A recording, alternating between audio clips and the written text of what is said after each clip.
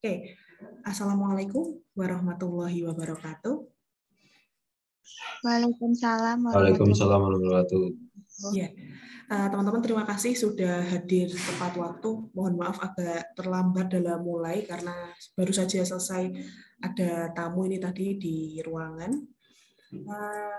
Rabbi shrahli sadri wa yassirli amri wahlul 'uqdatam min lisani yafqahu qawli rabbi zidni ilma warzuqni fahma. Pada kesempatan siang hari ini kita akan melanjutkan materi K3 kita, yaitu yang cukup relate begitu ya di Tekim begitu teman-teman, berkaitan dengan K3 kebakaran begitu ya, K3 kebakaran yang mana memang kebanyakan nanti lingkungan kerja kita adalah lingkungan kerja yang berpotensi terjadi kebakaran apabila memang bahan kimia yang kita pakai adalah bahan-bahan yang cukup mudah meledak ataupun mudah terbakar. Jadi apa saja istilah-istilah yang melatar belakangi atau apa saja istilah-istilah yang nanti kemudian muncul dari K3 kebakaran akan kita pelajari pada kesempatan siang hari ini, dan apa saja mungkin P3K-nya ya, pertolongan pertama pada kebakaran, pada kecelakaan kebakaran yang harus teman-teman setidaknya ketahui dulu. Begitu yang setidaknya bisa kita achieve bareng-bareng begitu ya, karena nanti ada beberapa level kebakaran yang memang tidak bisa kita tanangi sendiri gitu, harus dengan ahlinya.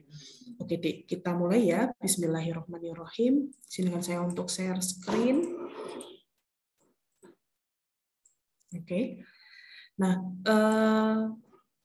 mengingat karena kenapa memang sistem K3 di lingkungan kerja yang kemudian mengawasi bahayanya kebakaran itu memang sangat penting, karena ada banyak ada beberapa aktivitas, ada beberapa kejadian kebakaran yang sering terjadi di lingkungan kerja, antara lain salah satunya ini adalah potret kebakaran hotel di Kelapa Gading pada tanggal 7 Agustus 2016. Nah, apa saja kemudian penyebabnya dan kemudian seperti apa penanganannya kita akan bahas sekarang.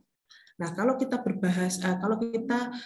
berbicara soal K3 penanggulangan kebakaran, maka teman-teman akan fokus ke dua hal ini. Yang pertama adalah teman-teman harus tahu dulu seperti apa toh fenomena dari api dan bagaimana teori api. Jadi api itu adalah suatu zat kimia yang kemudian dia bisa terbentuk begitu ya, bisa terbentuk karena adanya sesuatu zat. Jadi kalau ada keempat, nanti ada segitiga api atau mungkin tetrahedral api yang nanti kita akan bisa bahas setelah ini.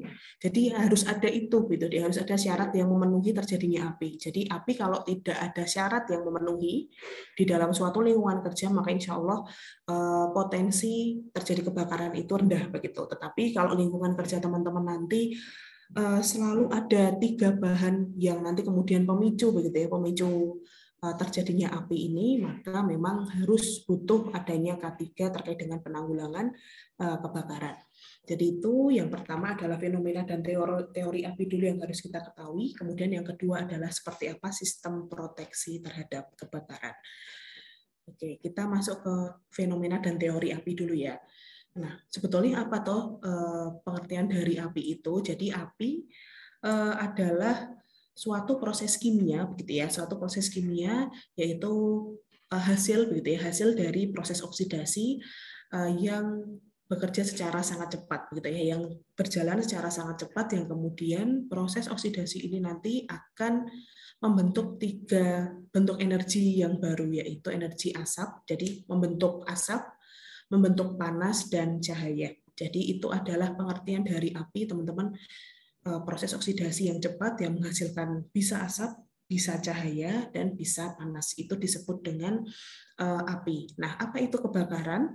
Jadi pengertian dari kebakaran itu adalah api-api yang tidak dikehendaki. Jadi proses oksidasi kimia proses oksidasi bahan kimia yang mudah terbakar, begitu yang posisinya ini proses ini tidak dikehendaki begitu, proses ini tidak dikehendaki dan tidak dapat dikendalikan dan dapat menimbulkan kerugian baik harta benda maupun korban jiwa. Nah, ini adalah 2 pengertian dari subjek utama kita pada siang hari ini begitu ya, api dan kebakaran. Oke. Nah, ini untuk di tahun 2015 pada saat saya baru S2 begitu ya, pada saat saya baru S2 nih, Pasar Johar Semarang kebetulan terbakar begitu ya, ada lumayan cukup besar ini kebakarannya. Ini di tanggal 9 Mei tahun 2015. Nah, di sini saya dapatkan data begitu bahwa lumayan cukup lebar begitu area yang terbakar, sekitar 23 begitu ya, 23.936 meter persegi, hampir berhektar-hektar. Ini kemarin kejadian kebakaran ini cukup besar, yang mana merugikan atau menghanguskan 4.719 kios dengan kerugian sekitar 376 miliar. Nah, di sini ternyata pada saat direalisasikan begitu ya, pada saat ditinjau ternyata sistem hidran yang ada di Pasar Johar itu tadi tidak berfungsi secara baik, sehingga memang di sini dievaluasi ternyata sistem K3 penanggulangan kebakaran di Pasar Johar juga tidak maksimal dikerjakan begitu. Nah, kita masuk ke teorinya sekarang. Teori segitiga api. Jadi api yang mana tadi proses oksidasi ya. Proses oksidasi ini itu tidak bisa kita dapatkan jika kita tidak ada tiga hal ini. Apa aja itu, Bu? Yang pertama adalah jelas fuel ya, atau bahan bakarnya, atau bahan kimia yang mudah terbakar, kita sebut dengan fuel. Kemudian sumber panasnya, begitu ya, titik nyala, begitu ya, sumber panasnya, dan satu lagi adalah oksigen. Jadi tiga hal ini teman-teman yang nanti adalah faktor utama pembentuk api, begitu ya, pembentuk api. Lalu kita masukkan. Nah, di sini kita bisa lihat dalam suhu normal, gitu ya. Pada suhu normal kita punya minyak tanah dan kita punya bensin, begitu deh. Nah, pada saat kita solutkan, begitu ya, kita solutkan, ternyata pada saat suhu normal, kalau kita dekatkan minyak tanah dan kita dekatkan sumber api, begitu ya, sumber api dengan bahan bakar yaitu minyak tanah dan bensin, ternyata kalau kita bandingkan, bensin akan jauh lebih mudah terbakar. Nah, kenapa? Karena bensin di sini atau gasolin pada suhu ruangan dia mudah mengeluarkan uap yang cukup untuk terbakar. Nanti ada beberapa hal, begitu ya. Ada beberapa hal yang melatar belakangi ini yang disebut dengan nanti flammable limitnya.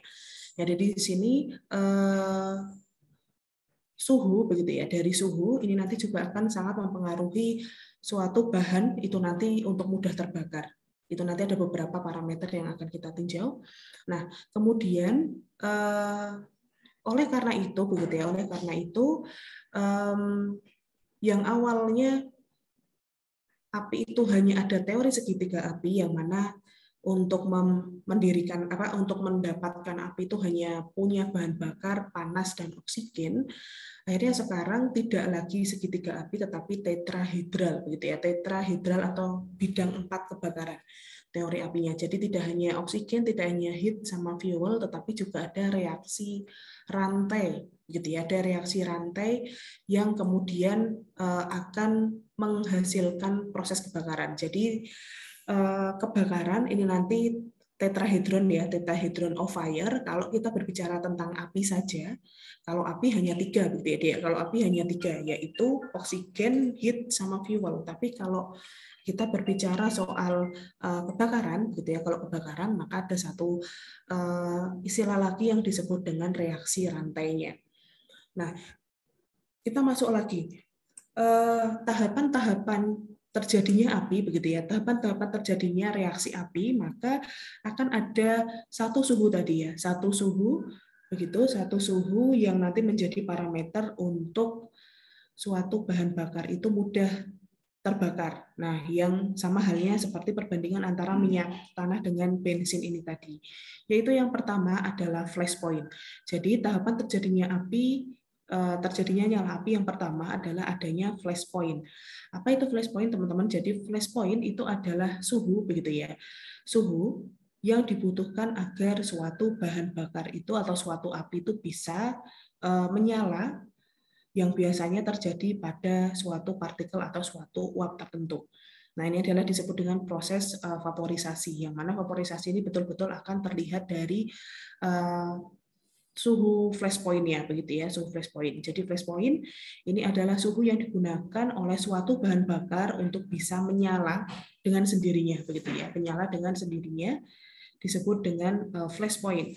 Nah, kemudian bahan bakar yang sudah terbakar yang kemudian terjadi uap tadi ya, menjadi uap tadi akan terbakar di dalam atmosfer apabila konsentrasinya tepat atau dalam batas tertentu. Nah, kemudian batasan konsentrasi partikel uap di udara disebut dengan flammable range atau flammable limit. Dan sampai kondisi ini belum terjadi reaksi oksidasi. Reaksi oksidasi akan terjadi apabila ada sumber pemicu nyala dan akan terjadi nyala api dalam sekejap begitu. Jadi nyala api ini juga akan terjadi begitu teman-teman akibat adanya konsentrasi yang ada di dalam uap itu sendiri. Jadi kalau semisal dia di atas range atau mungkin di bawah range, maka api juga tidak akan terbentuk begitu ya, tidak akan terbentuk sehingga akan tidak terjadi suatu kebakaran. Dan kemudian yang ketiga, rantai reaksi api akan berlangsung terus-menerus begitu ya, rantai reaksi akan berlangsung terus-menerus dan apabila terjadi siklus panas sehingga terjadi laju penguapan yang tidak terputus dan sehingga nanti kemudian akan terjadi proses kebakaran selanjutnya. Jadi ini lah tahapan-tahapan utamanya, yaitu yang pertama adalah vaporisasi. Jadi bahan bakar begitu ya, bahan bakar atau bisa kita sebut fuel juga. Kalau fuel kan identiknya adalah cair ya, Dik ya. Tetapi padat pun juga bisa kita sebut sebagai bahan bakar yang mudah terbakar. Jadi di sini kasusnya adalah bahan bakar cair. Kita punya panas begitu ya, kita punya panas tertentu, bisa jadi karena faktor lingkungan atau karena memang suhu didihnya yang dekat begitu ya, suhu didihnya yang rendah, maka pada saat suhu tertentu ini dia terjadi proses penguapan. Begitu terjadi proses penguapan, uap jenuh begitu ya, uap biasa. Nah, jika kemudian pada saat proses penguapan ini, fase uap ini kemudian ada oksigen, suplai oksigen yang cukup, yang masih di dalam flammable range, begitu ya, masih di dalam flammable range, maka akan terjadi proses nyala api, begitu ya, nyala api. Yang mana nanti pada saat dia sudah terbakar akan menghasilkan karbon dioksida dan karbon monoksida, yang mana nanti lama-kelamaan akan menghilangkan konsentrasi atau akan mengurangi konsentrasi oksigen yang ada di lingkungan. Sehingga lama-kelamaan dia akan mungkin reda begitu. Tetapi kalau semisal terbuka, yang mana nanti oksigen, suplai oksigennya cukup banyak begitu ya, cukup banyak ada di lingkungan, maka api ini akan terus-menerus menyala begitu sampai fuelnya ini habis bereaksi begitu. Itu adalah tipe-tipe untuk api secara keseluruhan dan secara singkat. Kita akan bahas lebih lanjut. Yang pertama adalah vaporisasi. Jadi vaporisasi tadi ada beberapa hal ya yang nanti kemudian akan kita dengar istilah yang baru. Kalau misal teman-teman, insya Allah saya yakin sih teman-teman 2018 yang ikut dan 2019 yang ikut sekarang tahu pengertian flash point, upper flammable limit dan lower flammable limit di beberapa istilah di mata kuliah begitu ya. Jadi kalau semisal di PIK ataupun di PPK 1 mungkin kemarin pada saat menganalisis dampak bahaya bahan untuk di MSDS kan kalau semisal diagonal hazardnya gitu ya, diagonal hazardnya itu ada angkanya, maka kan kita harus ngecek dulu seperti apa flash point, upper flammable limit, dan lower flammable limitnya. Nah, itu kita akan bahas hari ini. Apa tuh sebenarnya itu, Bu? Jadi ada beberapa nyala, kalau kita berbicara terkait vaporisasi, maka vaporisasi ini adalah proses penguapan dari bahan bakar ke fase uapnya, yang mana jika dia terkontak atau teroksidasi dengan oksigen, maka dia akan menyala. Nah, tingkat kenyalaan bahan bakar itu nanti akan kita bagi menjadi 3 jenis sifatnya, begitu teman-teman, yaitu yang pertama adalah flash point itu sendiri, kemudian fire point, dan auto ignition temperature. Jadi ketiga hal ini akan merujuk kepada suhu, begitu ya. Tiga-tiganya nanti suhu. Kita akan bahas dulu pengertiannya, Dik. apa itu flash point seperti yang tadi saya sampaikan. Jadi flash point itu adalah suhu yang digunakan oleh suatu bahan bakar untuk bisa menyala, begitu ya, untuk bisa menyala. Atau secara lengkapnya, flash point itu adalah suhu terendah di mana suatu zat bahan bakar cukup untuk mengeluarkan uap, begitu ya, cukup untuk mengeluarkan uap dan menyala atau terbakar sekejap apabila diberi sumber panas yang cukup di sini. Nah, di sini kita tahu bahwa bensin flash point-nya adalah minus 37 derajat Celcius. Sedangkan kalau minyak tanah ada di 130 derajat Fahrenheit, ini sekitaran 12-an derajat Celcius. Itulah kenapa tadi bensin lebih mudah terbakar karena flash point-nya jauh lebih rendah dibandingkan minyak tanah, begitu ya, dibandingkan dengan minyak tanah. Nah, itu namanya flash point, teman-teman. Jadi ini adalah suhu yang digunakan, suhu yang di-achieve, begitu ya. Suhu yang di-achieve ini sepertinya saya salah ketik deh. Ini harusnya 130 derajat Celcius ya, 130 derajat Celcius. Saya revisi dulu.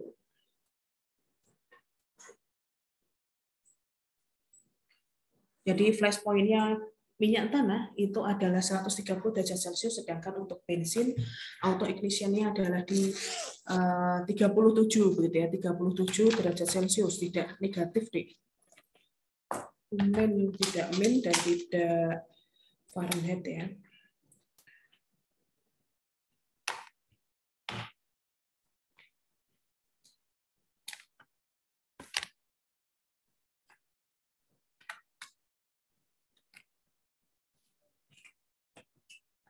Itu. Jadi ini Celsius ya, ini Celsius, kemudian ini tidak negatif. Nanti dicoba dicek di MSDS-nya bensin dan minyak tanah. Itu untuk flash point. Jadi pada saat tadi di sistem kan kita punya dua bejana, begitu ya. Kita punya dua bejana yang kemudian kita gunakan. Kita punya bensin dan punya minyak tanah. Nah, pada saat di volume yang sama kita kasihkan nyala, begitu ya, nyala api, begitu maka bensin akan terbakar lebih dulu karena suhu flash point-nya adalah di 37 derajat Celcius, sedangkan minyak tanah di 130 derajat Celcius.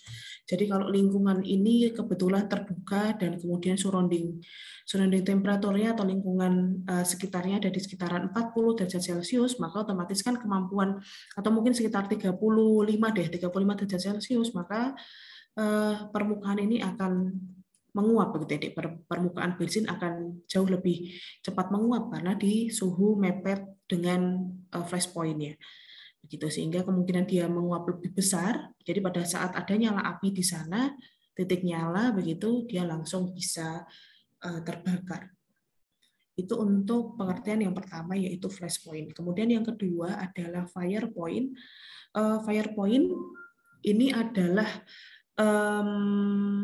kemampuan atau suhu, gitu ya, suhu terendah yang diberikan atau yang diperoleh atau yang dibutuhkan oleh suatu bahan bakar agar bisa terus-menerus mengeluarkan uap dan kemudian terbakar, begitu ya, jika diberi sumber panas. Jadi fire point beda dengan flash point. Jadi flash point itu hanya menyala tapi dia nggak nyampe ada apinya, begitu ya, tidak sampai ada apinya, jadi terbakarnya cuma sebentar begitu. Tetapi kalau fire point itu betul-betul terbakar, begitu deh, benar-benar terbakar terus. Kayak apa ya? Jadi kayak semisal teman-teman memasang ini apa namanya, pakai korek api yang teman-teman gesek di korek api konvensional. Jadi pada saat teman-teman gesek antara permukaan kulit korek api dengan apa namanya, tatakannya itu, kan dia tahu-tahu pada saat geser itu tahu-tahu nyala ya. Nah, itu adalah flash point ya, begitu. Tetapi pada saat sudah flash point, terus teman-teman terbakar, apinya apa, korek apinya terbakar, nah itu adalah fire point. Itu kan butuh suhu, butuh suhu terus sampai pada saat dia sudah habis bahan bakarnya, kayunya sudah habis, begitu ya, dan suhu yang ada di sekitarnya juga sudah rendah, makanya dia padam, begitu. Tetapi kalau suhunya tetap, suhu oksigennya juga akan tetap, maka fire point-nya akan tetap menyala, begitu kalau korek apinya sampai ujung. Itu pengertian dari fire point. Jadi kalau flash point adalah kebutuhan untuk bahan bakar itu hanya menyala, jadi terbakarnya sebentar aja. Tetapi kalau semisal fire point itu adalah sampai apinya keluar, begitu ya, sampai apinya keluar dan membakar semua bahan bakar. Nah, itu butuh suhu tertentu. Itu disebut dengan fire point. Itu bedanya antara flash point dengan fire point. Nah, kalau kemudian suatu benda juga punya sifat alamiahnya yang mana dia auto ignition. Jadi dia tidak perlu di trigger begitu ya. Dia tidak perlu di-trigger dengan oksigen, tidak perlu di-trigger dengan sumber panas. Itu dia bisa langsung menyala sendiri begitu, bisa langsung menyala sendiri. Jadi di sini jika kita tidak, ya tadi ya, auto ignition temperature adalah suhu di mana atau suhu yang dibutuhkan oleh suatu bahan bakar begitu ya, yang bisa digunakan untuk menyala dengan sendirinya tanpa ada sumber panas yang mendekati begitu ya, sumber panas yang mendekati bahan baku tersebut. Nah, memang kalau auto ignition biasanya dia cukup tinggi begitu ya, dia cukup tinggi untuk dari sisi bahan bakar. Antara lain kalau bensin itu di 435, sedangkan kerosin itu di 228 derajat Celcius. Jadi kalau kita punya lingkungan suhunya di 435, maka kalau ada bensin di situ, maka dia otomatis langsung bisa nyala. Tanpa kita dekati dengan listrik atau kita tambahkan api di situ, dia langsung bisa cepat terbakar begitu ya. Itu jadi 3 parameter yang membersamai begitu ya, membersamai sifat bahan bakar yang bahan kimia yang mudah terbakar, yaitu flash point, fire point, dan auto ignition temperature. Jadi ketiga parameter ini akan teman-teman jumpai begitu, akan teman-teman jumpai jika semisal bahan tersebut adalah bahan yang mudah terbakar. Jadi 3 parameter ini bisa dijumpai di MSDS begitu ya. Di MSDS jika semisal diagonal hazardnya untuk yang fire, gitu ya, untuk yang fire itu lebih besar daripada 1. Jadi kalau udah 1, 2, 3, gitu ya, 1, 2, 3 itu biasanya parameter untuk flash point, fire point, auto ignition temperature, dan nanti flammable limit itu nanti disediakan beberapa suhunya. Oke. Itu.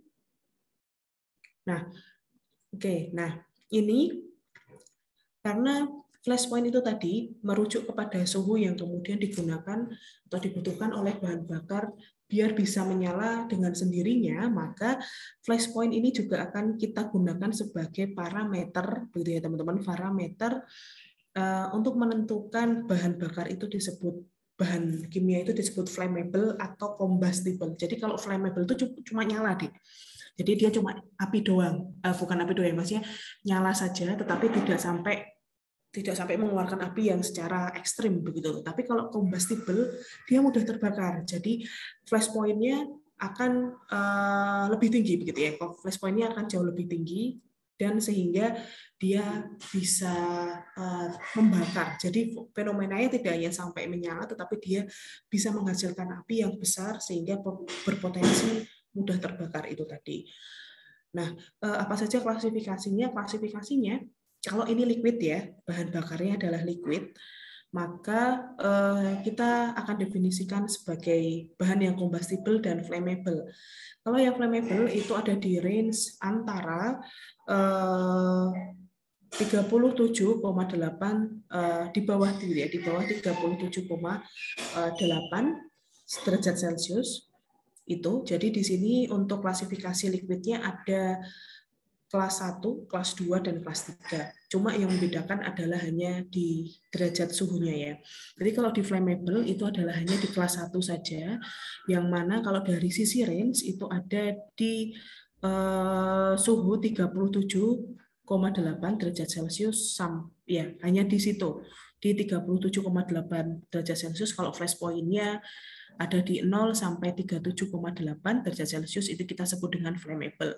Kenapa kita sebut dengan flammable? Karena lingkungan di Indonesia begitu ya, dan di NFFA biasanya maksimal suhu lingkungan tertinggi adalah di 37, kecuali kalau ada di Jazirah Arab, mungkin nanti klasifikasi flammable-nya berbeda. Jadi lingkungan biasanya suhu tertingginya adalah di 37,8 derajat Celcius, sehingga pada saat dia disimpan pada suhu ini, maka liquid ini kita sebut dengan flammable karena lebih mudah terjadi nyala, begitu ya, terjadi nyala. Itu. Lalu kemudian yang kedua, definisi bahan bakar yang kedua adalah yang combustible ya, yang mudah terbakar tadi. Yang mudah terbakar itu ada di range 93 derajat Celcius sampai 37, jadi dari 37,8 derajat Celcius sampai 93 derajat Celcius. Gitu. Jadi ini beberapa range, nanti ada beberapa klasifikasi contoh untuk bahan kimia, bahan bakar liquid yang ada di kelas 1A, 1B apa, 1C apa, kelas 2, kelas 3A, dan 3B itu seperti apa. Oke. Nah, lalu kemudian kita masuk ke istilah yang kedua, yaitu flammable range atau flammable limit. Jadi pada saat setelah bahan bakar cair itu berubah menjadi uap, begitu ya, terjadi proses vaporisasi, penguapan, ada oksigen, maka otomatis dia bisa menyala, begitu ya teman-teman, bisa menyala atau bahkan bisa jadi combustible. Nah, setelah uap bahan bakar itu terbakar, gitu ya, jadi uap bahan bakar ini terbakar, maka terbakar ini juga punya batas tertentu ya, disebut flammable range atau flammable limit, begitu ya, flammable limit. Nah, flammable limit kita gambarkan adalah seperti ini, Dik. Jadi flammable range atau semisal kalau di MSDS itu istilahnya adalah flammable limit, gitu ya, di sini flammable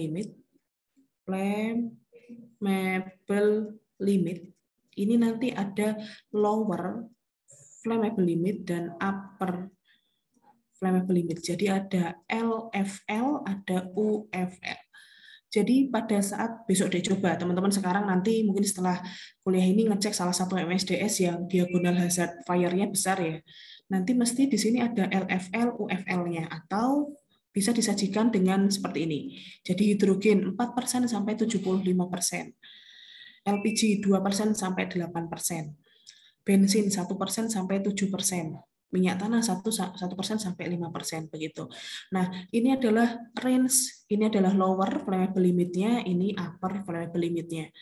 Ini lower flammable limit, ini upper flammable limit. Di sini juga lower flammable limit dan sini upper flammable limit. Jadi flammable limit ini adalah konsentrasi, teman-teman. Jadi ya, ini adalah konsentrasi yang mana akan membatasi campuran tersebut bisa terbakar di lingkungan, begitu ya. Jadi daerah bisa terbakar adalah batas konsentrasi campuran antara uap bahan bakar dengan udara yang dapat terbakar atau menyala bila dikenai atau diberi sumber api. Jadi diagonal triangular fire tadi kan ada bahan bakar, ada api sama sumber dengan oksigen ya, teman-teman. Bahan bakar, oksigen dan sumber panas begitu ya, dan sumber panas atau nanti titik nyalanya. Nah, bahan bakar ini nanti punya kemampuan punya konsentrasi sendiri-sendiri begitu. Jadi semisal kalau teman-teman punya di dalam suatu pipa begitu, di situ ada hidrogen, ternyata di situ 3%. Maka pipa ini jika dia bocor, kalau bocor kan berarti bisa masuk oksigen ya di sana. Dan kemudian di sini nanti ada lonjakan listrik, maka dia akan terbakar. Karena apa? Karena hidrogen 3% itu masih dalam range flammability-nya, begitu ya, flammability limitnya. Karena 3% itu ada di, ini semisal 5 deh. Karena 5% itu ada di 4% sampai 75%. Jadi sangat mudah untuk meledak begitu. Jadi contohnya uap bensin. Ini kita ada bensin ya di 1% sama di 7%. Jadi uap bensin gitu ya, uap bensin yang ada di udara, kalau dia kurang dari 1%, dia tidak akan terjadi apa-apa. Jadi di sini batasnya itu lower flammable limit sampai dengan upper flammable limit akan menjadikan indikator begitu, Dik. Jadi jika kalian ada di bahan bakar kalian ada di konsentrasi ini di dalam udara, di dalam uapnya yang kemudian nanti bereaksi dengan oksigen, maka berpotensi terbakarnya itu sangat besar. Gitu. Jadi kalau contohnya ini uap bensin ya, uap bensin kalau kadarnya kurang dari 1 maka tidak terjadi terbakar.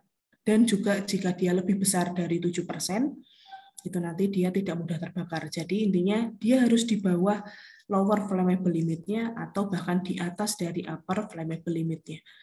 Itu syarat agar uap dari bahan bakar itu tidak mudah terbakar oleh udara. Kenapa Bu? Kenapa kok yang di sini lebih tinggi malah nggak bisa terbakar? Karena oksigen tidak cukup begitu ya, tidak cukup untuk melaksanakan proses oksidasi di sini, melaksanakan reaksi oksidasi begitu ya, reaksi oksidasi terhadap uap bensinnya gitu ya, terhadap uap bensinnya di sini. Jadi oksigen di situ kalau misal 10 atau 8%, maka uap di sana akan nyampur kan dia dengan oksigen. Nah, oksigen itu nggak bisa, tidak cukup konsentrasinya begitu untuk bisa melakukan proses oksidasi uap bahan bakar ini menjadi api begitu. Itu kenapa level di atas upper flammable limit ini bahan bakar itu tidak akan menyala begitu ya, tidak akan menyala, tidak bisa mudah terbakar. Sama satu lagi LFL. LFL ini kurang ya, kalau semisal kadarnya kurang daripada standar LFL-nya, ini terjadi, kenapa kok tidak terjadi terbakar? Karena itu tadi oksigennya terlalu banyak begitu ya, terlalu banyak untuk bisa melaksanakan oksidasi. Karena oksigennya terlalu banyak di dalam lingkungan yang mana dia terlalu sedikit, maka terlalu larut begitu ceritanya. Jadi konsentrasinya sangat kecil untuk bisa terjadi proses reaksi oksidasi yang menghasilkan api begitu. Nah, kecuali jika semisal teman-teman punya atau kedapatan uap bensin itu ada di range konsentrasi di 1 sampai 7%, maka otomatis jika di sana ada oksigen, ada titik nyala, otomatis semua ini akan terbakar begitu. Jadi perlu diperhatikan ya teman-teman. Jadi kalau dia sudah achieve flash point-nya begitu ya, dia sudah achieve flash point-nya, kemudian konsentrasinya ada di range flammability range-nya, ada oksigen dan ada sumber panas, langsung dia bisa menyala begitu ya, bisa langsung terbakar begitu. Itu adalah untuk satu properti lagi gitu ya, satu sifat fisis lagi yang berkaitan dengan api, yaitu flammability atau flammable range atau flammability limitnya begitu. Oke, itu untuk flammable range-nya. Nah, selanjutnya mungkin itu dulu. Ada yang mau ditanyain nggak sebelum saya lanjutkan? Ini insya Allah kalau semisal besok teman-teman TA ya, teman-teman TA betul-betul harus diperhatikan bahan kimia kalian begitu deh, baik bahan baku teman-teman dan produk teman-teman. Jadi kalau semisal produk teman-teman itu ternyata pas dicek MSDS-nya diagonal hazard merahnya cukup tinggi, bahan bakunya juga diagonal hazardnya juga cukup tinggi begitu ya, bukan diagonal ya, diamond hazardnya cukup tinggi, maka harus betul-betul memperhatikan keempat properti ini begitu ya. Flash point, kemudian auto ignition, kemudian fire point, dan flammability limitnya. Jadi kalau semisal flammability limitnya ini ada di range, jadi di suatu pipa tadi ya yang saya gambarkan, jadi pada suatu pipa dia fasenya uap begitu Dik. Ini adalah pipa uap, bahan baku kalian begitu masuk dari alat proses satu ke alat proses yang kedua. Di sini fasenya uap dan di sini mungkin ada bensin atau mungkin hidrogen deh yang biasanya bersamai ya. Nah, kalau semisal di situ kadar hidrogen antara 4% sampai 75%, maka pipa ini harus dilindungi begitu ya. Pipa ini betul-betul harus dijaga, tidak boleh bocor, begitu ya, tidak boleh retak karena sekali retak akan ada oksigen. Kalau cuma ada oksigen nggak masalah gitu ya, karena di sini sudah masuk flammability limitnya, masuk ke FL-nya, FL-nya masuk, ada oksigen. Nah, kalau saya misal tahu-tahu di sini ada sumber panas, Bisa jadi mungkin ada dari nanti sumber panas akan kita pelajari, mungkin ada lonjakan listrik atau jangan-jangan ada orang yang ngelas, otomatis pipa ini akan terbakar gitu teman-teman. Jadi akan terbakar karena flash point-nya sudah achieve gitu ya. Kalau misal flash point-nya sudah achieve begitu. Jadi beberapa unsur itu harus dipenuhi dulu oleh api agar dia bisa menyala. Tetapi satu unsur saja tidak ada, maka atau satu unsur saja tereliminasi, maka api juga tidak akan bisa terbentuk begitu. Oke, kita lanjutkan dulu. Nanti teman-teman bisa review kembali kalau semisal saya terlalu cepat ya. Lanjutkan. Nah, sekarang besaran angka yang menghubungkan segitiga api tadi, fuel, oksigen, dan heat, ini adalah hubungan gitu ya, hubungan antara segitiga api dengan propertinya tadi ya, flammable range, dan flash point, fire point, dan auto ignition temperature. Jadi kalau semisal oksigen tahu berapa, kemudian ada panas, kemudian ada bahan bakar, lalu kemudian kita tahu berapa flammability limitnya, kemudian flash point-nya berapa, fire point-nya berapa, auto ignition-nya berapa. Nah, ini kita harus kendalikan. Jadi kita harus tahu dan kita harus kendalikan agar apa? Agar panas atau api itu tidak terjadi di dalam alat begitu ya. Kecuali kalau memang alat ini digunakan untuk menghasilkan api, maka teman-teman intinya keempat properti ini harus teman-teman ketahui dan harus teman-teman bisa kendalikan. Nah, biasanya ini kalau di sini gasolin diamond hazardnya ada 3 ya, maka memang cukup berpotensi untuk terbakar. Oke, itulah kenapa besaran-besaran angka ini juga harus dikenali dari diamond hazard dari NFPA-nya itu. Jadi biasanya memang setiap alat gitu ya, setiap alat yang berfungsi untuk menyimpan bahan bakar atau bahan yang memang mudah terbakar biasanya diberikan tanda gitu ya, diberikan tanda MSDS-nya atau diamond hazard-nya itu di label alatnya gitu ya, di tangkinya. Ini contoh-contoh saja. Nah, ini untuk diamond hazard di NFPA. NFPA itu adalah Satuan National Fire Protection Association, begitu ya.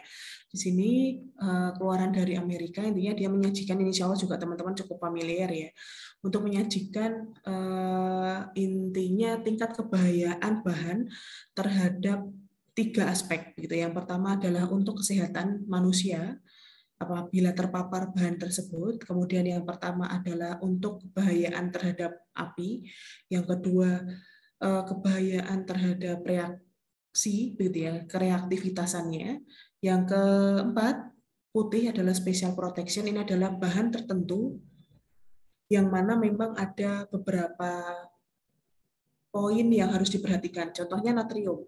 Natrium ini hazardnya adalah 3, fire hazardnya 1, reactivity hazardnya 2. Maka ini memang cukup dari sisi penanganannya memang harus kita kenali semua ya, karena health-nya tinggi. Jadi intinya kalau dia sudah 1 begitu, bukan 0, maka kita harus cek seperti apa efek dari kebahayaannya gitu. Nah, biasanya putih ini tidak ada, begitu ya, tidak ada istilahnya kalau semisal tidak ada special protection gitu, biasanya di sini 0 tidak dituliskan, tetapi di sini NA ada tulisannya W titik. Jadi W itu menandakan water, tidak boleh direaksikan langsung dengan air. Biasanya nanti langsung bereaksi seperti ini. Jadi tingkat nomor 2 itu nanti biasanya ada hubungannya dengan W yang dicoret itu. Gitu. Nah, ini nanti teman-teman bisa pelajari sendiri ya, bahwa ranking yang ada di diamond hazard, baik di biru, di merah, dan di kuning, ini nanti sama-sama dari 0 sampai 5. Gitu ya. 0 sampai 4. Jadi ada 5 level, itu ada 5 level yang membersamai di sini, begitu ya, yang bersamai ke tingkat kebahayaan bahan, begitu, dari sini. Jadi kalau semisal 1 dapat dibakar, tapi perlu memanaskan. Kalau kita bahas yang di fire dulu ya, di fire. Yang di fire di sini kalau 0 berarti bahan tersebut tidak bisa dibakar sama sekali.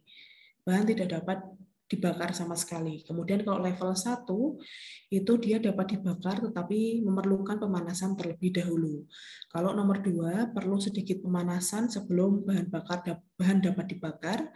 Kemudian level ketiga adalah cair atau padat yang dapat dinyalakan pada suhu biasa.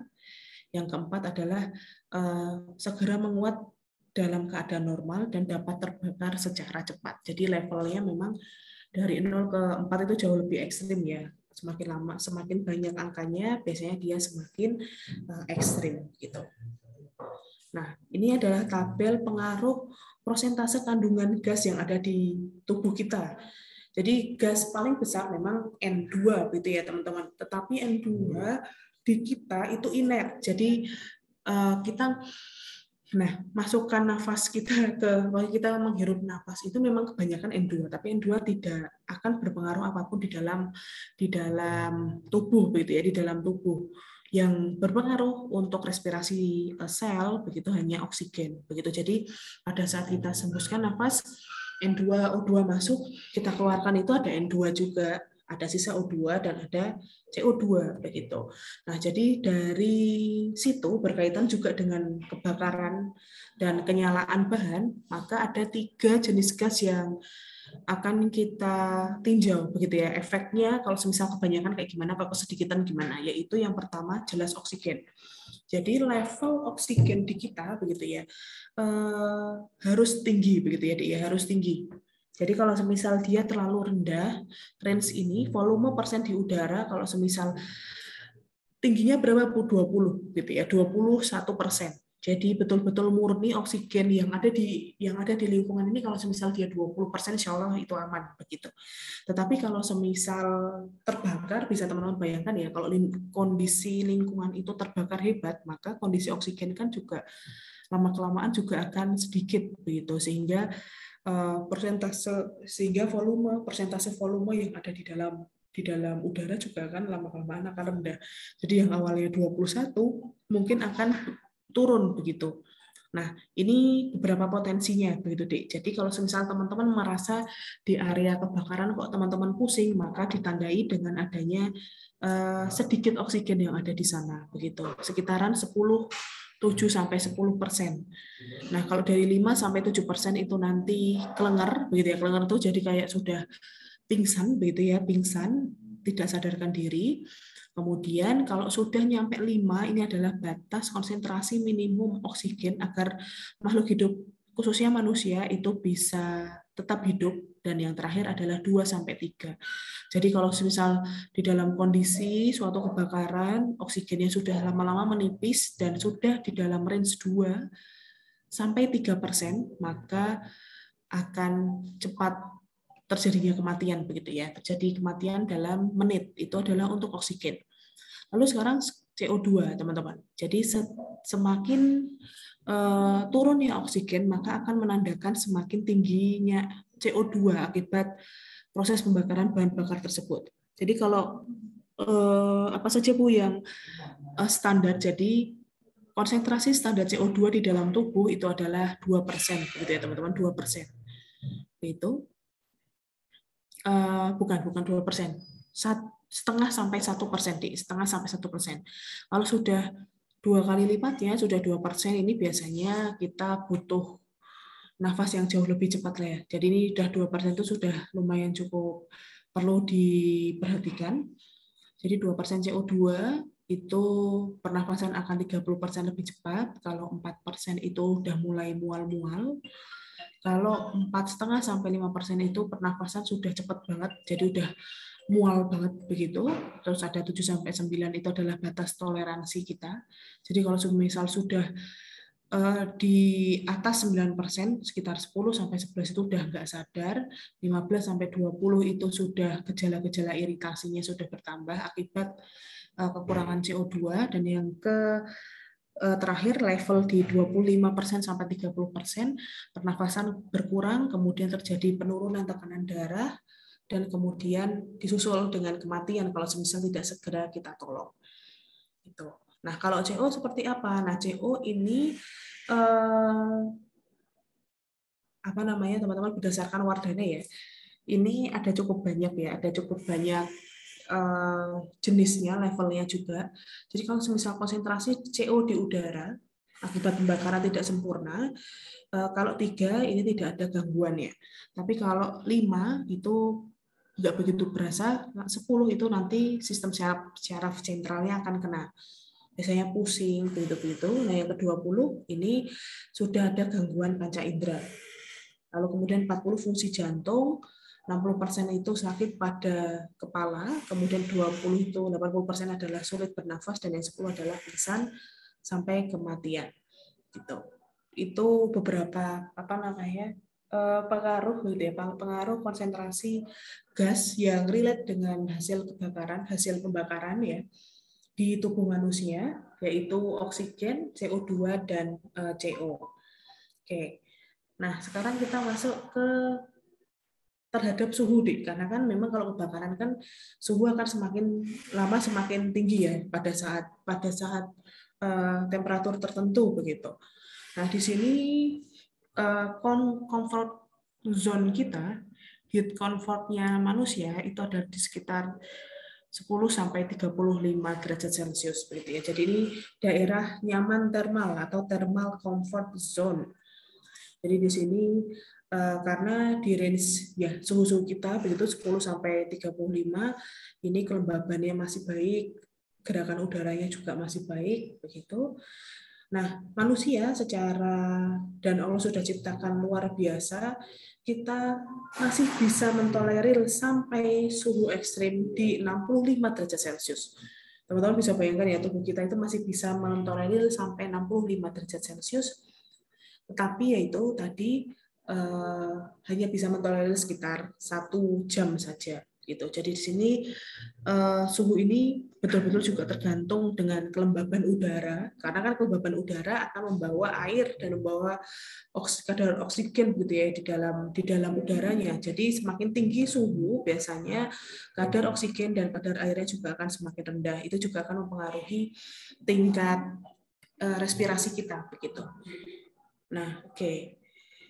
Nah, semakin tinggi sebetulnya berdasarkan penelitian tubuh kita sebenarnya masih bisa mentolerir, tetapi tidak cepat, tidak lama begitu deh. Jadi di suhu 100 derajat. Jadi pada saat kita masukkan, kita dekat-dekat uap gitu ya, dekat-dekat uap panas 100 derajat, hasil keluaran boiler itu nanti maksimal ya cuma setengah jam gitu ya, atau 25 menit. Lalu di suhu 120 itu adalah 15 menit, di suhu 150 itu adalah 5 menit.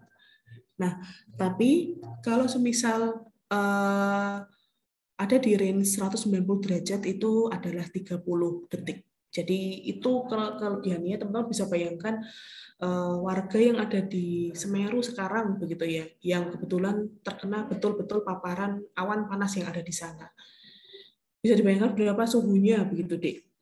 Jadi hanya di sini 190 saja kita hanya bisa mentolerir 30 detik. Kira-kira suhu keluaran magma Gunung Semeru, walaupun tidak magma ya, hanya awan panas.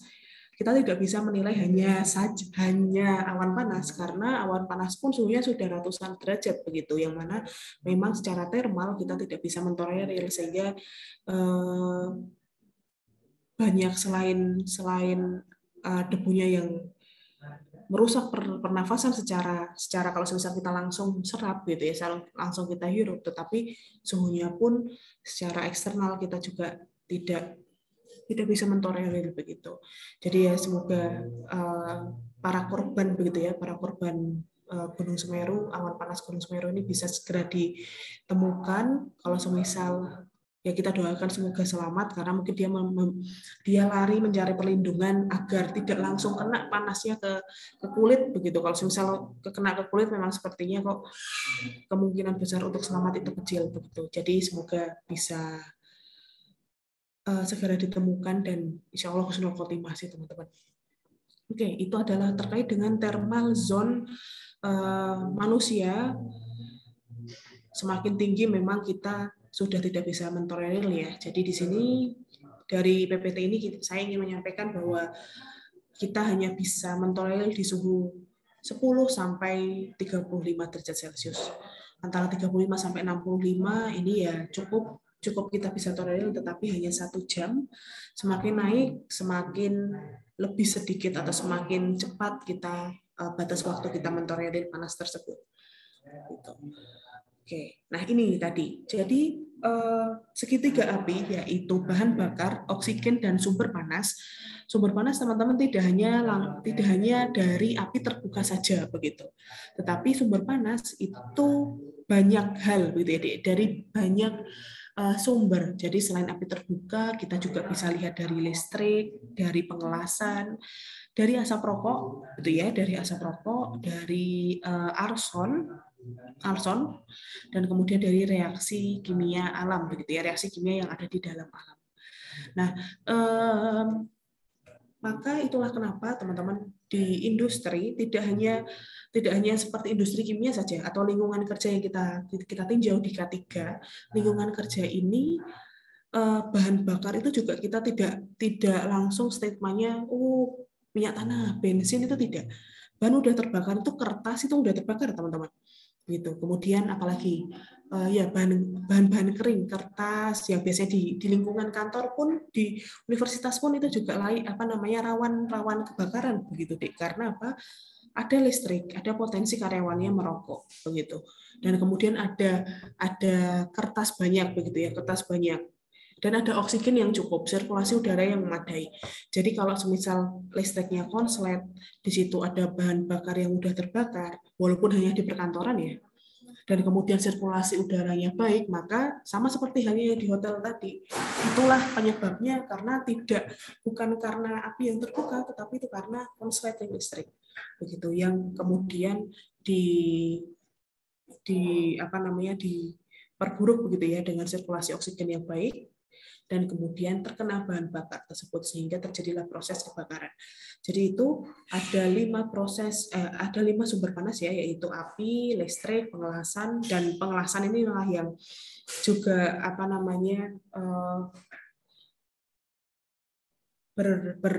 berpotensi banget kalau di pabrik begitu ya. Pabrik pipa, itulah kenapa pipa itu kalau bisa sekali lagi tidak bisa kalau bisa jangan dilas begitu deh. Jangan dilas, karena kalau sedikit kena las, maka otomatis kita harus maintenance. Benar-benar harus shutdown pabriknya. Jadi kalau pabrik kimia pengen ngelas, pengen gabung antara satu pipa dengan pipa lain dan memang betul-betul harus dilas nih, maka harus shutdown semua. Apalagi kalau semisal bahan kimianya atau bahan produksi yang ada di industri itu adalah bahan yang mudah terbakar. Jadi harus betul-betul di shutdown, kita las dulu agar karena kan kalau sumber panas ya, kena nih pipanya ternyata di dalamnya flammability range atau flammability limitnya juga masuk nih, ada di range, maka kena oksigen aja salah sedikit aja langsung terbakar begitu. Jadi memang betul-betul harus hati-hati. Ini sedikit tentang sumber panas, insya Allah ada 6 memang. Kalau untuk sumber panas tidak hanya api terbuka saja ya, gitu. Oke. Nah, kita masuk ke teknik pemadam kebakaran. Nanti mungkin tipe apinya ada di setelah ini kayaknya. Saya juga lupa naruh. Oke, kita masuk ke teknik pemadaman kebakaran dulu ya. Nah, metode-metode pemadaman kebakaran itu nanti sekali lagi juga akan tergantung dari klasifikasi bahan bakarnya atau klasifikasi bahan yang mudah terbakar. Nanti saya akan sampaikan apa saja karena tadi kita tahu ya Dek, kalau kita berbicara api, kita bicaranya segitiga, yaitu bahan bakar, oksigen, dan sumber panas. Itu kalau segitiga api. Tapi kalau kebakaran tidak hanya segitiga, tapi segi empat kebakaran. Jadi ditambah satu lagi adalah reaksi rantainya atau chain reaction ya, begitu ya, chain reaction.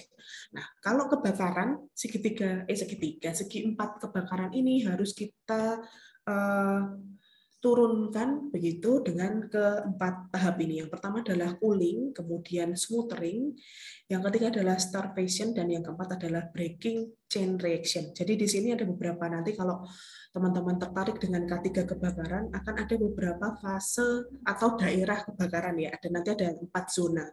Yang mana satu zona itu nanti bisa kita dekati dengan metode cooling saja. Atau zona ini harus cooling dengan smothering. atau area zona yang ketiga yaitu cooling, smothering, starvation. Jadi ini adalah 4 yang urut ya teman-teman. Jadi cooling dulu, smothering dulu, habis itu smothering, habis itu starvation, habis itu breaking chain reaction. Nah, kita akan bahas satu-satu. Nah, yang pertama adalah cooling, yaitu pendinginan. Jadi ya kita dinginkan saja areanya. Karena kan di sini jadi pemadam kebakaran itu tidak memadamkan api sebetulnya. Maksud saya tidak langsung memadamkan api. Jadi air yang ada di sekitar itu walaupun dia nggak padam karena memang posisinya fungsi kita berikan pemadaman ini itu hanyalah untuk mendinginkan suhu gitu ya, menurunkan suhu di area lingkungan kebakaran tersebut. Nah, biasanya api itu dipadamkan biasanya pakai dengan air ya, pakai air.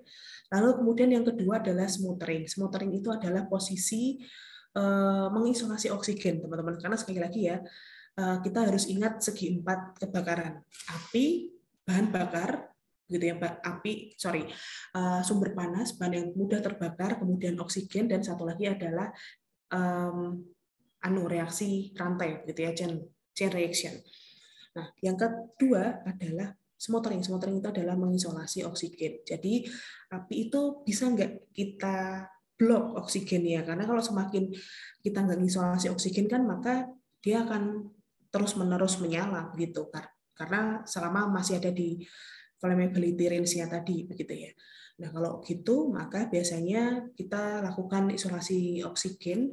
Salah satunya contohnya adalah menutup drum. Jadi kalau misal yang terbakar itu drum, maka kita pakai alat untuk nutup itu agar tidak ada oksigen, gitu ya, tidak ada oksigen di lingkungan yang terbakar. Itu untuk pengertian yang kedua yaitu smothering. Kemudian yang ketiga adalah ini sepertinya ada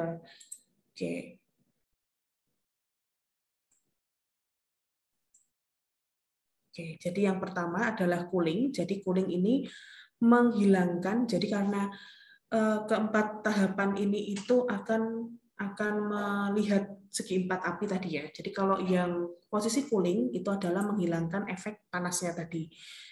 Sehingga suhunya rendah, maka otomatis apinya akan hilang begitu teman-teman. Apinya akan hilang. Itu kalau cooling. Lalu kemudian yang kedua adalah smothering tadi, mengisolasi oksigen. Ini aspek oksigennya yang dihilangkan. Begitu aspek oksigen yang dihilangkan, nanti lama-kelamaan apinya hilang, maka biasanya kita akan tutup, nanti dia apinya akan mereda begitu. Kemudian yang ketiga adalah starvation. Starvation itu kan kelaparan ya. Jadi kita men-stop supply bahan bakar. Ini kan yang dilakukan gitu ya, yang dilakukan oleh PT Pertamina Balongan yang kemarin terbakar. Dia betul-betul menutup akses laju mengalirnya bahan bakar, begitu, laju alirnya bahan bakar masuk ke dalam tangki. Di sini bahan bakarnya yang dihilangkan, maka akan hilang apinya, kemudian nanti dia akan terpadamkan, begitu. Itu adalah starvation, itu berkaitan dengan supply bahan bakar. Dan yang terakhir adalah breaking chain reaction, jadi rantai reaksi kimianya yang dihilangkan. Nah, biasanya untuk menghilangkan reaksi kimia ini, kita gunakan APAR atau alat pemadam api ringan. Biar nanti apinya akan hilang karena dengan adanya penambahan zat ini, reaksi kimianya kan akan numpuk ya.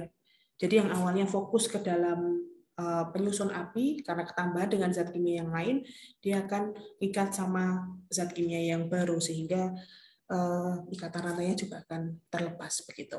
Itu adalah keempat tahapan begitu ya teman-teman, keempat tahapan yang bisa kita lakukan berdasarkan dengan tujuan untuk menghilangkan salah satu aspek dari segi 4 api, segi 4 kebakaran ini. Itu. Oke. Nah, kemudian kita masuk ke klasifikasi kebakaran. Klasifikasi kebakaran ini nanti kita akan lihat berdasarkan bahan bakar yang terbakar, begitu ya, bahan-bahan yang terbakar. Jadi, kenapa harus diklasifikasikan, Dik? Karena klasifikasi kebakaran itu berfungsi untuk juga mengklasifikasi tipe pemadamannya, gitu. Jadi pemadaman logam itu agak nggak sama begitu jika semisal untuk kebakaran dari bahan padat. Juga nggak sama dengan kebakaran yang bahan cair ataupun instalasi listrik, begitu ya. Jadi tipe ini akan memudahkan, begitu ya, untuk memudahkan tipe pertolongan pertamanya nanti. Oke, klasifikasinya ada 4, A, B, C, D. A itu untuk bahan bakar padat, jadi seperti kertas, kayu, plastik itu masuknya yang A, kategori A.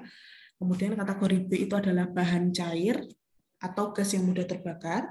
Kemudian yang C adalah instalasi listrik, dan yang D adalah bahan logam. Jadi lingkungan kerja yang punya keempat bahan ini harus senantiasa dijaga, begitu ya, harus sebisa mungkin ada K3-nya. Setidaknya ada APAR lah, APAR yang mengakomodir tipe-tipe kebakaran ini, gitu. Nah, ini adalah fenomena yang tadi saya janjikan. Jadi semakin adanya api, karena api adalah reaksi oksidasi, yang mana memang reaksi oksidasi ini meningkatkan suhu lingkungan. Fenomena kebakaran ini nanti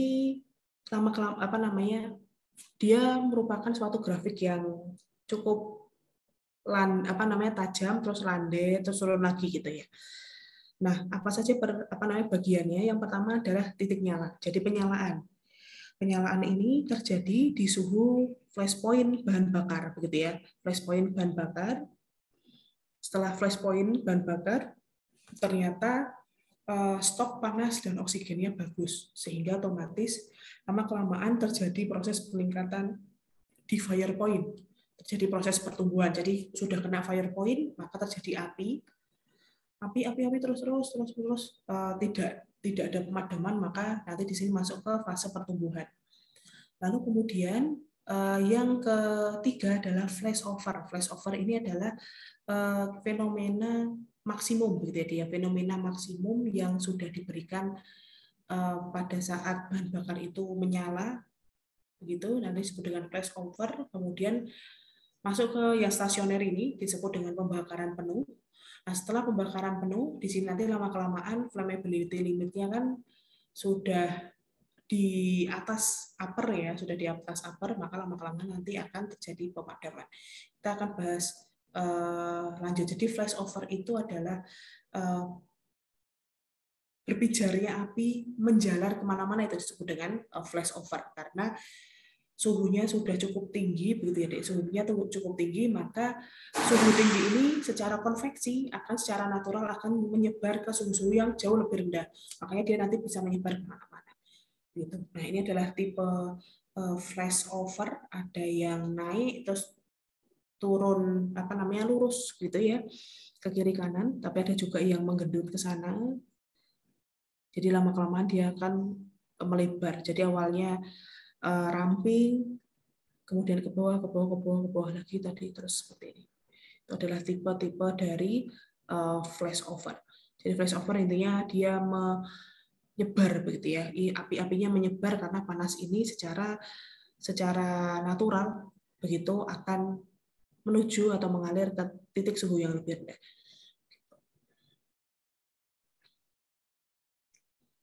Oke.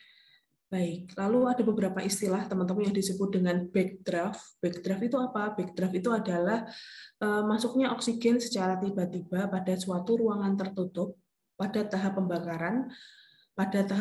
pembakaran mulai surut dengan kondisi CO yang belum terbakar cukup banyak dan oksigen yang kurang, sehingga mengakibatkan kebakaran dan ledakan dari arah sumbernya masuk oksigen tersebut.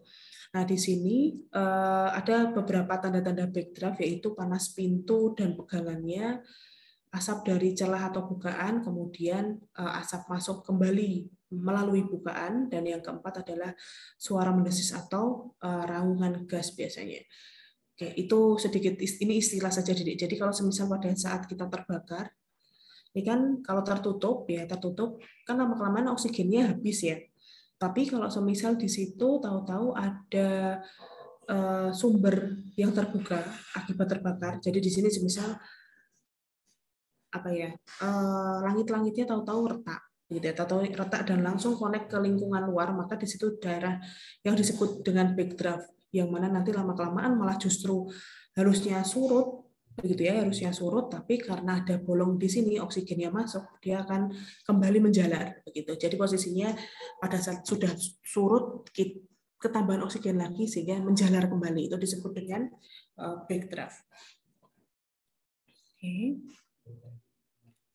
Nah, ada juga yang disebut dengan, ada kalau semisal di pabrik, ada yang disebut dengan vapor cloud explosion. Jadi vapor cloud explosion ini terjadi di dalam flare, itu biasanya karena flare memang tempat yang disengaja untuk disediakan agar uap-uap itu bisa terbuang dan terbakar di sana, begitu ya, terbakar agar uap itu nanti hanya karbon dioksida dan CO. Nah, ini akibat kebocoran tangki, pipa atau dalam proses bahan yang mudah terbakar. Oke, itu sedikit banyak. Lalu ada istilah lagi yaitu BLEVE atau BLEVE. BLEVE itu secara kepanjangan adalah Boiling Liquid Expanding Vapor Explosion. Jadi BLEVE itu adalah ledakan tangki gas cair yang mendidih akibat paparan panas. Jadi di sini nanti langsung ada gumpalan apinya begitu ya. Itulah kenapa jadi kalau kalian mau desain hangat, jangan mepet-mepet suhunya begitu ya. Jadi di sini tangki kita simpan nih 30, misal didesain hanya 30 derajat Celcius 1 atm. Paparan panas bisa jadi dari api tadi ya, bisa dari nyala lampu atau kemudian listrik, pengelasan, maka paparan panas eksternal itu lama-kelamaan akan meningkatkan tekanan, gitu ya, meningkatkan suhu yang ada di dalam tangki yang awalnya 30, misal awalnya dari 28, ternyata meningkat jadi 35 derajat Celcius, misal seperti itu. Nah, padahal desain kalian hanya 30. Maka apa yang terjadi? Lama-kelamaan karena kan cair, walaupun cair dan gas ya fluida, semakin suhunya naik, maka tekanannya semakin suhunya naik, maka tekanan juga akan naik kan begitu teman-teman. Padahal desain ini hanya bisa di 1 atm, sehingga mau nggak mau akan terjadi proses yang namanya ledakan. Nah, ledakan ini adalah bahan yang mudah terbakar, karena oksigen ada flash point, maka dia terjadi fireball. Dia terjadi fireball. Itu disebut dengan boiling liquid expanding vapor explosion. Jadi intinya zat cair yang sudah terbakar, yang kemudian dia terdidihkan menjadi uap, kemudian uapnya akan berubah menjadi api karena terjadi ledakan gitu ya, karena kebocoran dari tangki tersebut. Begitu. Oke, jadi apa yang kemudian bisa kita lakukan, Bu? Jadi kita biasanya gunakan adalah water spray system. Jadi gas cair yang mudah terbakar ini nanti biasanya karena dia mudah terbakar ya dan mudah menguap biasanya, maka kita akan masukkan gas detektor gitu ya. Jadi ada di sekitaran ini adalah gas detektor, yang mana gas detektor ini akan bersambung gitu ya, menyambung dengan sinyal controller, sehingga pada level tertentu maka controller ini akan mengarahkan valve gitu ya, aktuator ini nanti akan mengarahkan ke valve air sehingga nanti bisa terjadi semburan air di situ agar lebih netral lagi. Gitu teman-teman. Oke. Nah, ini adalah prinsip dari penanggulangan kebakaran. Jadi proses penyalaan ada sumber oksigen, sumber energi, sumber panas, oksigen dan bahan bakar.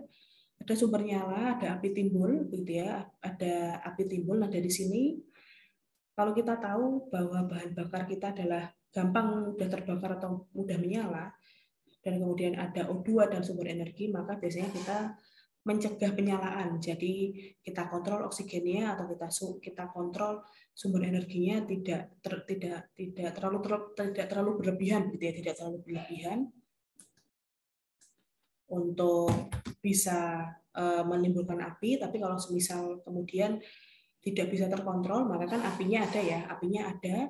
Nah, kalau sudah ada api langsung seharusnya bisa langsung dipadamkan begitu. Tapi kalau semisal nggak kedapatan gitu ya, kecolongan, maka lama-kelamaan kan api itu tumbuh dan menyebar dan kemudian bahkan bisa menjadi flashover. Nah, ini adalah kondisi yang bahaya. Nah, apa yang harus teman-teman akan perbuat begitu?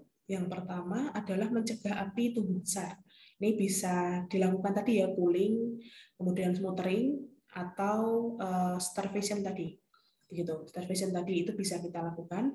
Tapi kalau semisal tidak tahu caranya, biasanya kita langsung ya sudah, kita biasanya panggil gitu ya, panggil pemadam kebakaran sambil kita mengevakuasi manusia dan evakuasi barang-barang pengendalian secara pengendalian asap gitu ya. Kita langsung lakukan itu. Lalu kemudian setelah flashover, pada saat kondisi sudah flashover, maka dilakukan pencegahan penyalaan serentak begitu, penyalaan serentak. Jadi posisinya apa saja nih yang bisa terbakar selanjutnya itu nanti kita cegah. Bisa kita coolingkan, kita kasih air begitu, atau kita kasih apar, tambahkan biar ikatan rantainya juga putus begitu. Lalu kemudian kalau sudah pembakaran penuh, ini mencegah perambatan api ke lain area. Jadi di situ kan juga di kasus Pertamina Balungan kan posisinya pembakarannya sudah penuh ya teman-teman. Jadi pemadam kebakaran juga tidak hanya fokus untuk penurunan api, tetapi juga untuk memfokuskan untuk mencegah area perambatan ke area yang lain begitu. Lalu pada saat posisi itu surut, ini pendinginan selalu berlanjut begitu, biar tidak ada sumber panas ya, karena kalau ada sumber panas yang tersisa, kemungkinan untuk terjadi kebakaran kembali juga akan mungkin terjadi begitu. Pendinginan lanjut, pencegahan backdraft. Backdraft tadi adalah terbakarnya kembali akibat adanya oksigen yang mengalir lagi begitu di dalam sistem di ruangan tertutup. Oke, jadi ini adalah prinsip-prinsip pencegahan kebakaran yang teman-teman harus tahu. Oke, kemudian ini adalah beberapa moto yang saya dapatkan pada saat pelatihan, bahwa perlu begitu ya, perlu 1 menit untuk menulis konsep keselamatan. Perlu 1 jam untuk melaksanakan pertemuan keselamatan.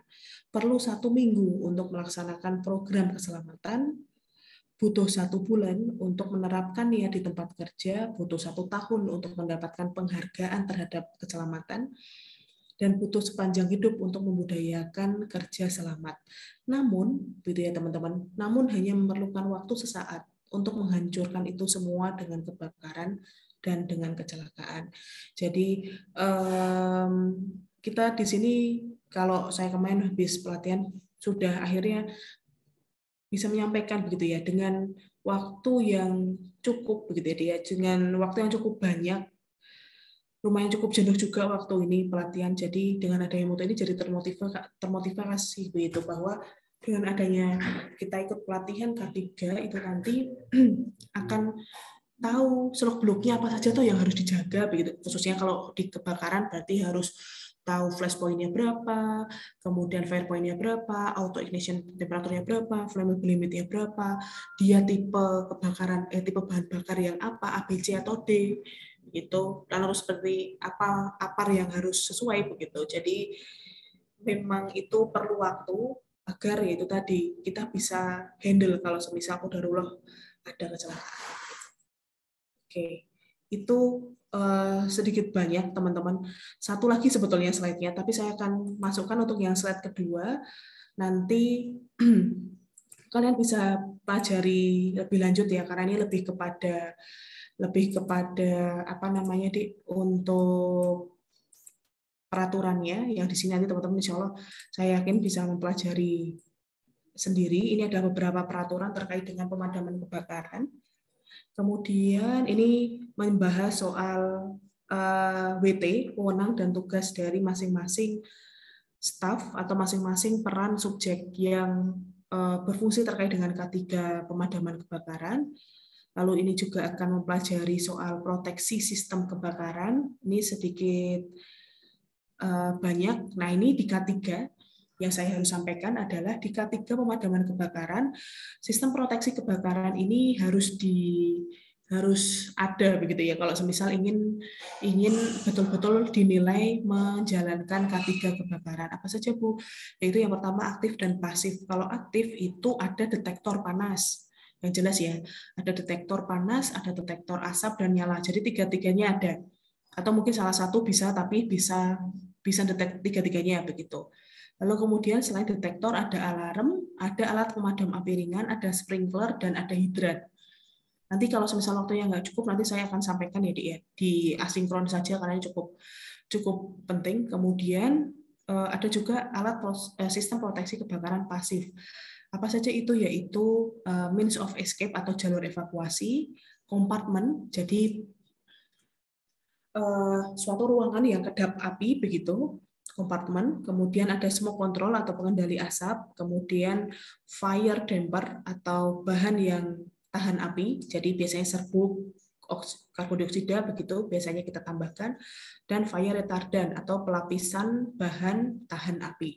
Jadi ada beberapa sistem proteksi yang nanti ini dinilai begitu ya jika semisal mengeklaim sistem K3 untuk pemadaman kebakaran. Nah, ini sedikit banyak adalah menjelaskan soal jalur evakuasi, apa saja yang harus diperlukan, kemudian tanda arah, dan ini jadi ada beberapa jalur evakuasi. Ini K3 memang akan menuliskan itu. Lalu kemudian kompartemen, ini adalah wadah begitu ya. Jadi pembatas begitu ya, pembatas satu gedung dengan gedung yang lain agar nanti dia ya diusahakan atau ditujukan untuk mencegah api tidak terbakar ke sana. Itu. Lalu di sini sistem proteksi pasif tadi ya, ada dinding tahan api atau kompartemen tadi, kemudian pintu tahan api atau penahan asap dan tahanan struktur. Ini tadi kompartemenisasi. Lalu di sini ada fire retardant. Fire retardant itu adalah lapisan kayak cat begitu, tapi memang ini fungsinya adalah untuk mencegah kebakaran. Jadi dia tahan api, catnya tahan api, kemudian fire stopping.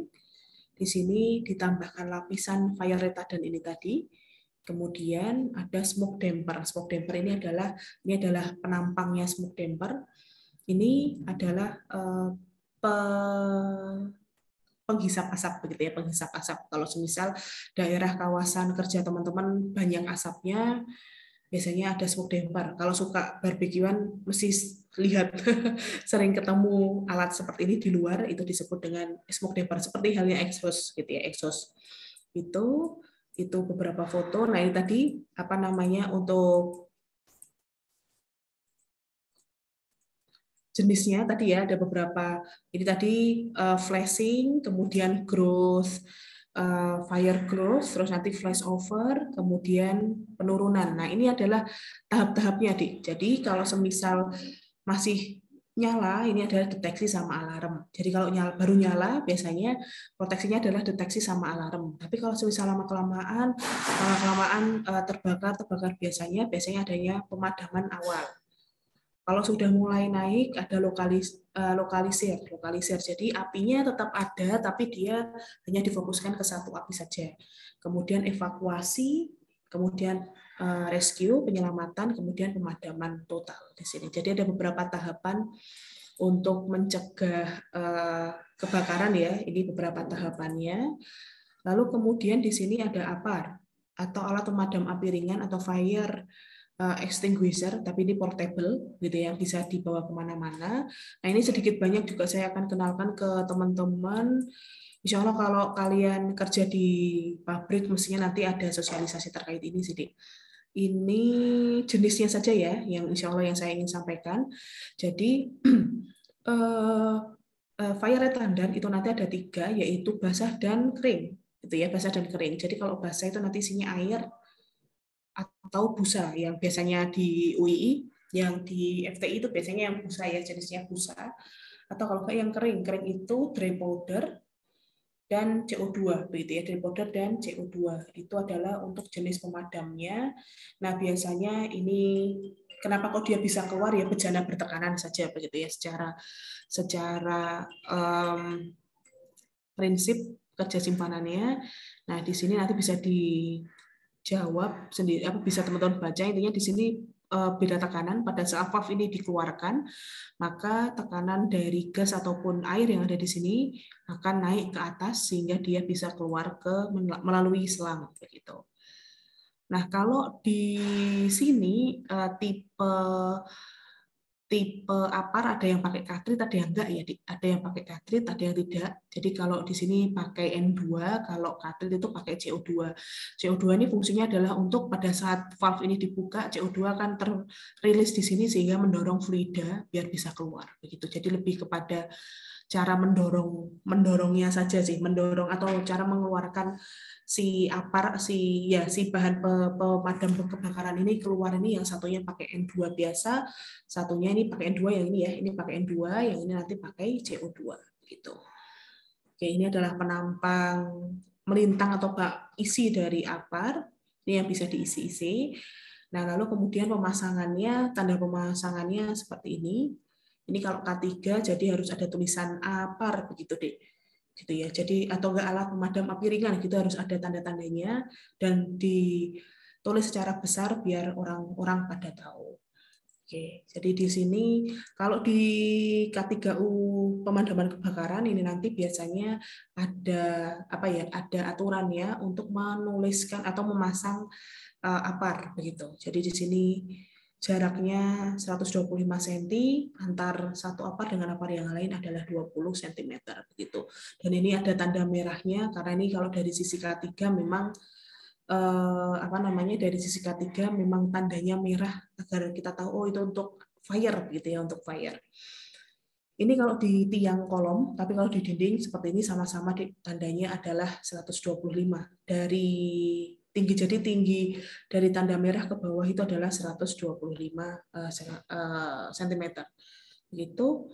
Nah, ini sedikit banyak terkait dengan APAR.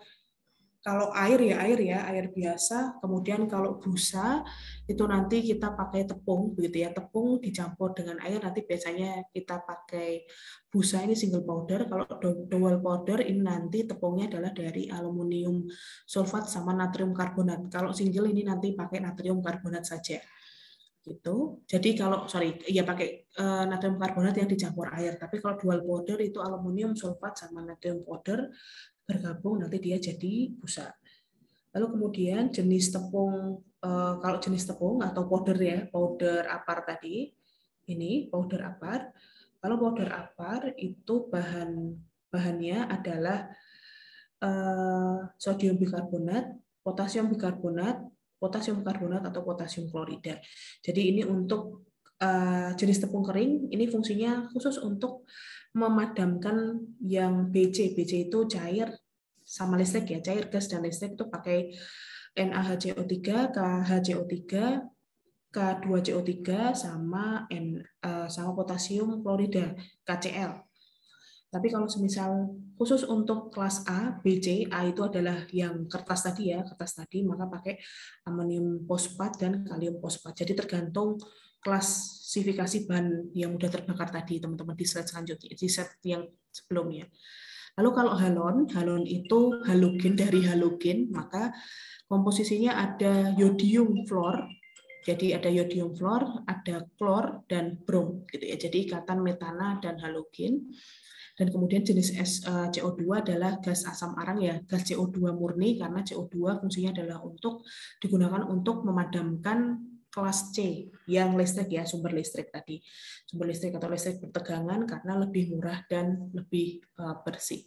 Nah, tetapi CO2 itu sendiri juga harus hati-hati untuk pemadamannya karena dia tekanannya ya cukup besar ya, Dik. Jadi harus handle yang ahli begitu, karena kalau tidak bisa malah melukai diri sendiri yang terbakar. Oke, jadi ini bisa secara prinsip cara nyemburnya gitu ya. Cara nyemburnya juga beda-beda begitu, Dik, untuk jenis APAR. Jadi kalau dry chemical tadi, jadi yang powder mulai dari potasium karbonat, amonium fosfat, kalium fosfat, itu nanti cara kerjanya adalah kita harus semburkan mulai dari tepi api, gitu ya, dari tepi, kemudian dikibaskan ke kiri ke kanan. Nanti teman-teman bisa, saya akan coba cari video YouTube-nya ya untuk masing-masing ini bagaimana caranya teman-teman nanti untuk melakukan evakuasi atau melakukan proses pemadaman api manual mandiri. Lalu kemudian di sini air bertekanan, kalau semisal kita pakai air, maka ya tinggal disemprotkan ke dinding dalam dari tempat kebakaran. Jadi di sini kalau dry chemical ini kita pakainya di tepi, kalau air langsung di tengahnya begitu. Langsung di tengahnya, disemprot di tengahnya. Nah, kalau busa ini juga dari dalam ya, dari tengah. Kalau halon ini diratakan ke seluruh permukaan yang terbakar. Jadi kalau api itu hanya di tengah saja, nanti kan dia nyebar sendiri. Tapi kalau dry chemical dari pinggir, nanti kita sebar-sebarkan kiri kanan begitu deh. Kalau halon juga diratakan. Jadi tidak hanya di tengah, tidak hanya di pinggir, dia harus diratakan di semua titik api. Kemudian kalau di CO2 kita harus disemprotkan ke sumber api dengan menggerakkan corong ke seluruh permukaan bahan yang terbakar. Nanti biar ada gambarannya, saya akan coba cari ya gimana caranya memberikan apar ini gimana prinsip penggunaan apar ini ke media yang terbakar ini gitu. Oke. Nah, biasanya kalau di K3 untuk cara penggunaan ini biasanya juga harus ditambahkan karena kan yang tahu K3 juga hanya beberapa, padahal lingkungan kerja kan untuk semua orang. Jadi biasanya aturan-aturan untuk menggunakan apar juga ditambahkan di bagian atas pemadaman apar ini begitu. Oke, nah penempatan apar ini insya Allah ya sudah tahu ya, harus jelas ketahuan dia di mana, begitu kemudian dilengkapi dengan tanda pemasangan dan cocok atau sesuai dengan golongan bahan pembakarannya. Ini cara penempatan apar, nanti teman-teman baca sendiri ya. Kemudian ini sistem K3-nya terkait dengan apar adalah pemeriksaan. Pemeriksaan apar itu adalah 2 kali setahun dengan jangka waktu 6 bulan dan pada saat bulan ke-12. Jadi 2 tahun sekali. Nah, ini nanti teman-teman bisa, ini jauh lebih detail kalau teman-teman baca Permenaker nomor 4 tahun 1980 yang sudah di-download kemarin ya di drive. Alhamdulillah, terima kasih. Teman-teman juga sempat bantu saya. Di sini AB ini adalah pemeriksaan untuk jenis-jenis yang tadi ya, yang 6 bulan atau 12 bulan, ini nanti kita bisa cek kembali seperti itu, nanti bisa dibaca lebih lanjut. Insya Allah itu teman-teman, apalagi kita akan bahas nah tadi ABC karena slide-nya ada 2, karena dulu itu pelatihan saya itu 2 hari begitu, jadi ada yang sistemnya diulangi. Jadi ini ABCD udah tahu ya, yang A itu adalah bahan mudah terbakar kecuali logam, yang D itu logam, C itu listrik, kemudian B itu cair dan gas. Jadi kalau di UII ya A ya, golongan A dan golongan B. Ya C juga, tapi D jarang, ya A, B, C kalau di kampus itu. Oke, nah ini adalah klasifikasi. Jadi ini ada yang ini mungkin jadi membantu untuk teman-teman lebih paham begitu ya. Jadi kalau semisal klasifikasinya bahan A yang tadi kertas, bahan padat begitu, maka yang paling efektif adalah clean agent ya, clean agent, powder ini cukup efektif atau bahkan ya sudah air saja begitu. Air adalah paling efektif. Kemudian kelas B yang paling efektif adalah ya tadi clean agent. Clean agent itu yang halon tadi ya, halon. Kemudian panel juga halon. Kemudian kalau logam ini pakai powder, tapi khusus ya. Powder pakai khusus. Dan hati-hati, ini ada juga yang XXXX, jadi yang malah kalau salah madaminnya pakai air itu malah jadi bahaya begitu. Jadi kalau air tidak diperkenankan untuk panel listrik dan kalium dan litium gitu. Dan kemudian bahan cair jadi kayak bensin begitu malah tidak digunakan air. Nah, teman-teman kemarin pas di pemadaman kan, pas pemadaman apinya kan di Pertamina Balongan tidak pakai air, tapi dia pakainya busa kan ya, pakai busa, tapi coolingnya pakai air. Begitu. Oke, insya Allah itu jenis media tidak sesuai klasifikasi api atau kebakaran, maka setiap jenis media memiliki keunggulan dan kekurangan, bahkan dapat membahayakan bagi petugas atau justru memperbesar api. Jadi itu adalah salah satu efek K3 ya, efek K3 terkait dengan pemadaman kebakaran. Ini nanti teman-teman bisa bahas sendiri terkait dengan kegagalan apar, ya jenis yang nggak sesuai, ukuran yang nggak sesuai, macet, salah penempatan, dan dari sisi petugasnya. Kalau macet atau tidak berfungsi itu biasanya disebabkan karena tidak bertekanan atau mungkin bocor dan atau menggumpal. Jadi karena tidak direfill secara berkala yang seperti yang sudah dianjurkan. Kalau petugas ini belum ditunjuk dan tidak terampil. Jadi kegagalan pemadaman api di situ, begitu teman-teman. Kemudian insya Allah untuk instalasi alarm ini teman-teman bisa pelajari lebih lanjut. Ini lebih kepada efeknya. Jadi ini detektor masuk ke dalam alat controller, kemudian nanti menyalakan alarm, begitu ya, menyalakan alarm. Kemudian nanti audible alarm yang didengar, kemudian visible alarm itu yang di hidran itu nanti dia akan menyala begitu. Adalah masuk ke main controller fire alarm ini ada seharusnya di K3 di lingkungan kerja yang sudah menerapkan K3 di sini MCFA untuk controller fire-nya. Itu adalah analognya begitu ya, biar untuk membaca. Nah, ini adalah contoh-contoh dari controllernya, alat-alat kontrolnya, fotonya seperti ini. Kemudian ini adalah jenis tempelan yang biasanya teman-teman lihat di hotel atau mungkin di mall adalah seperti itu. Jadi secara resmi itu adalah fire detector atau detektor asap ya. Detektor asap bisa, detektor panas bisa, kemudian wujud smoke-nya ya seperti itu. Ada gas, kalau biasanya lebih ke smoke ya, kalau yang di mall itu seperti yang di bawah kayaknya. Lebih seringnya yang ini. Lebih seringnya yang ini begitu. Yang ini ya, daripada yang sebelah sini. Jadi lebih ke smoke detector.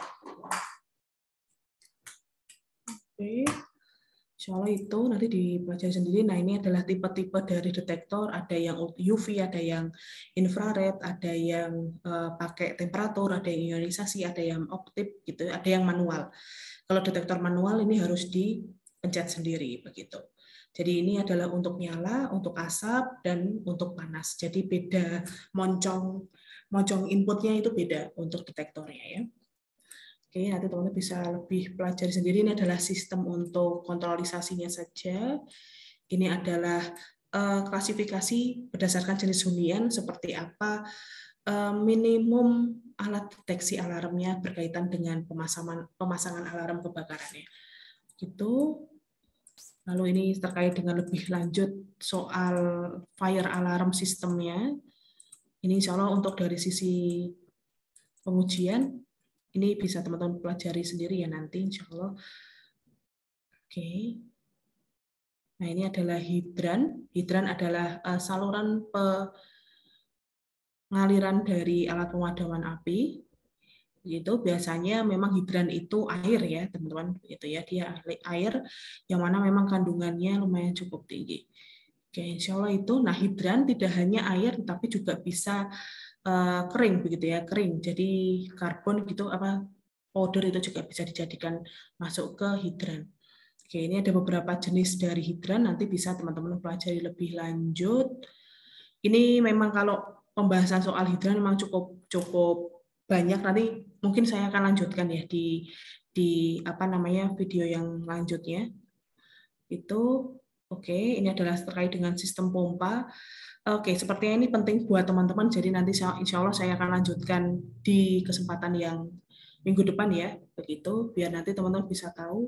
Kita nanti masuk ke yang minggu depan, berarti ke sini ya, ke APAR saja ya, ke slide yang sini aja. Terkait dengan alat pemadaman api ringan, saya akan bahas ulang, biar nanti teman-teman bisa lebih tahu dulu lagi. Mungkin untuk kuliah sekarang ini dulu ya teman-teman, karena kebetulan saya ada agenda lagi setengah 3 terkait dengan fire protection. Ada yang mau ditanyakan untuk ini, Dek, silahkan.